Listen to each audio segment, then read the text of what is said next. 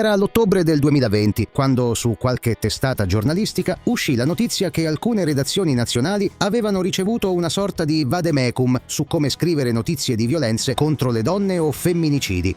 In breve si precisarono i contorni. A ricevere il vademecum erano state tutte le testate del gruppo Gedi, il più grande per i media italiani, e la gran parte dei cronisti non l'aveva presa bene. Che qualcuno dall'esterno gli dettasse cosa scrivere e come scriverlo risultò irritante per molti.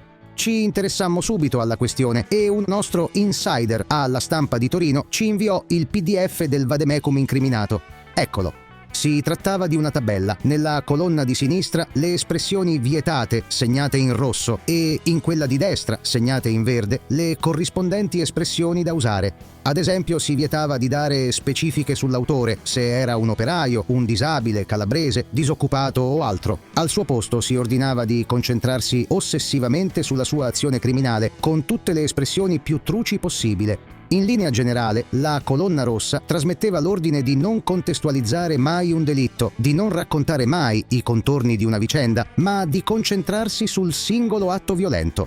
Significativa è la parte dove si vieta di patologizzare il movente. Non si deve parlare di follia, raptus, depressione. Anche se di questo si è trattato, non se ne deve parlare. Tutto va ridotto a un concetto solo ripetuto ossessivamente. L'ha uccisa, l'ha uccisa, l'ha uccisa. Al di là della sensibilità ferita dei giornalisti, si trattò di un'operazione schifosa, un invito alla manipolazione dell'informazione. I cronisti per mestiere devono contestualizzare le vicende per raccontarle in modo completo. Nel decalogo, invece, si chiedeva di iperumanizzare la vittima e di disumanizzare, anzi mostrificare l'autore. Lo scopo era ovvio: criminalizzare ferocemente gli uomini e vittimizzare le donne, probabilmente per compensare i numeri reali, che pongono l'Italia tra i paesi al mondo con minore incidenza di violenze contro le donne. Una tecnica bieca che mirava a colpire i lettori meno avveduti, ossia la maggioranza, di cui si puntava a colpire il lato emozionale più che la capacità di ragionare sugli eventi. Ma chi aveva concepito quel decalogo degno del Ministero della propaganda fascista? Un velo di omertà copriva l'autore, finché a noi della Fionda.com non venne in mente di andare a vedere le proprietà del file PDF che ci era stato mandato. Sorpresa, ma nemmeno troppo, l'autrice del decalogo fascista era una delle più sedicenti antifasciste d'Italia, nonché femminista estremista, Michela Murgia. Diffondemmo la notizia, che ovviamente non fu ripresa da nessuno. La Murgia, intellettuale, scrittrice e articolista proprio per il gruppo Gedi, era intoccabile e ben protetta, quindi la cosa fu insabbiata e i giornali in gran parte si adeguarono obbedientemente e silenziosamente alle sue istruzioni per diventare giornalisti al servizio del fascismo in rosa. Aprite un giornale di massa qualsiasi e vi sarà facile verificarlo. Tuttavia, per quanto grave, rimaneva un intervento esterno al giornalismo professionale, un tentativo di ingerenza in un ambito che, volendo, avrebbe potuto fare resistenza alla velina murgiana.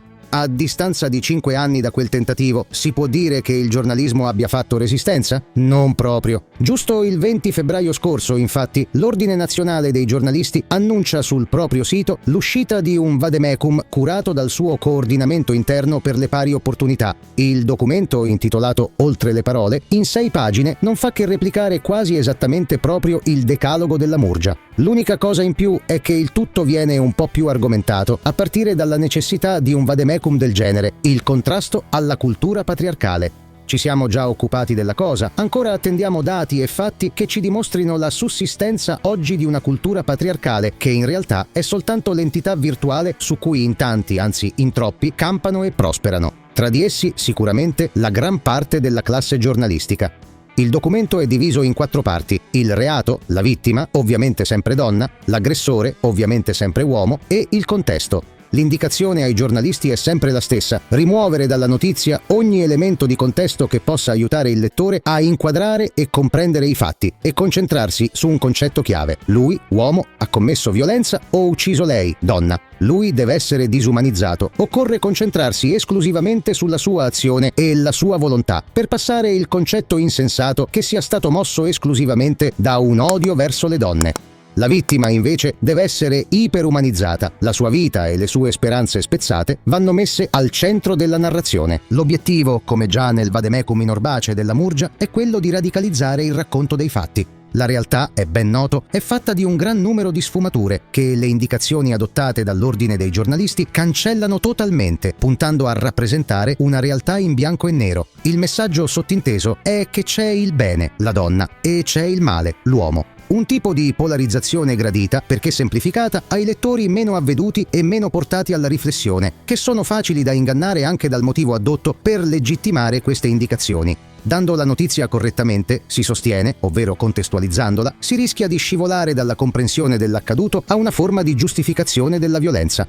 Per evitare questo scivolamento del tutto teorico, l'informazione è indotta a smettere di informare e assume un compito didattico. L'articolo deve insegnare dove sta il bene e dove sta il male, perché tu, lettore imbecille, altrimenti non sei in grado di capirlo o lo capisci per il verso sbagliato. È questa la doppia logica che si applica all'informazione sotto un regime dittatoriale. Da un lato c'è un lettore da considerare come ritardato e comunque da trattare come tale, dunque facilmente manipolabile e influenzabile, dall'altro c'è una ideologia che, per quanto falsa, maligna e infondata, va protetta e alimentata attraverso la manipolazione dell'informazione. Quando il documento dell'ordine dei giornalisti impone di non descrivere gli stati emotivi della vittima se sono tipicamente femminili e di sostituirli con la descrizione delle sue speranze e paure e con l'affermazione che la sua denuncia è attendibile, in cosa è diverso dal Ministero della Propaganda fascista quando, come qui, ordinava di non dare la notizia dell'atterraggio di un aereo sconosciuto sul territorio italiano?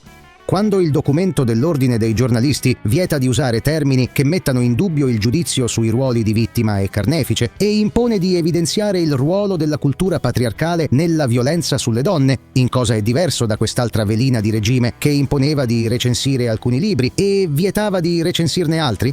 La diversità sta nel fatto che sotto il fascismo i trasgressori finivano a processo o bastonati. Nell'epoca moderna il giornalista che non si allinea semplicemente viene marginalizzato, non fa carriera quando non viene licenziato. Pilotare l'informazione sulla base di un concetto ideologico indimostrato e indimostrabile, ovvero che il regime patriarcale attuale genera un diffusissimo fenomeno di violenza maschile contro le donne, mentre sono numerosissimi i dati che smentiscono che quella violenza sia diffusa, strutturale e sistemica, significa una cosa sola: non voler informare le persone, ma cercare di indottrinarle. Era già grave che tentasse di farlo un'opinionista esterna al mondo del giornalismo. Oggi lo fa concretamente l'Ordine Nazionale dei Giornalisti, in un paese forse non a caso posizionato al 43esimo posto nella classifica mondiale della libertà di stampa, dopo Taiwan e prima del Botswana. Se ne prenda atto in generale e se ne tenga conto in particolare quando si apre un giornale o il sito di una testata giornalistica italiana.